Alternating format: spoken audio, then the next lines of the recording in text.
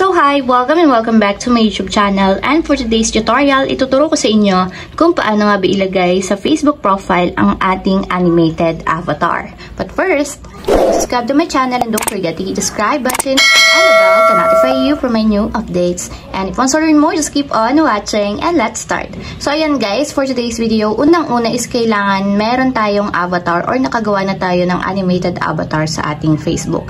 So kapag meron na kayo guys avatar, ang gawin lang natin is i-open lang natin yung ating Facebook account or yung ating Facebook app.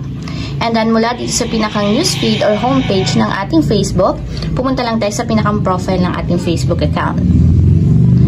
So ayan guys, mula dito sa pinakang profile, para maging animated avatar yung ating profile picture, ang gagawin lang natin is i-tap natin dito yung edit profile. So ayan guys, kung makikita nyo naman na mayroon na akong nagawang avatar. So dati ko pa itong nagawa. Ngayon, ipapakita ko lang kung paano ba siya mag-a-appear sa ating Facebook profile picture. So ang gagawin nyo lang is, dito sa inyong baba ng avatar, may makikita kayo ditong show on profile na may switch button sa right side niya. So para mag-show siya sa ating profile, ito-turn on lang natin yung switch button.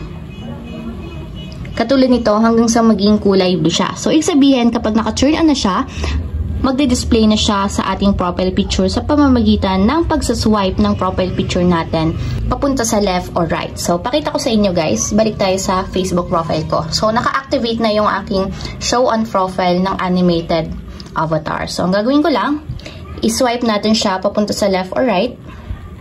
And makikita nyo naman guys, nag-appear na yung aking animated avatar. So, kada refresh nyo guys ng inyong Facebook, it's babalik sa dati yung inyong profile picture. So, kada swipe nyo siya, lalabas yung inyong animated avatar. So, ayun lang guys, gano'n lang kasimple kung paano nga ba ilagay sa profile or Facebook profile ang ating animated avatar. If you have a question, click comment down below and don't forget to hit the subscribe button and the bell to notify you for new updates. And thank you for watching!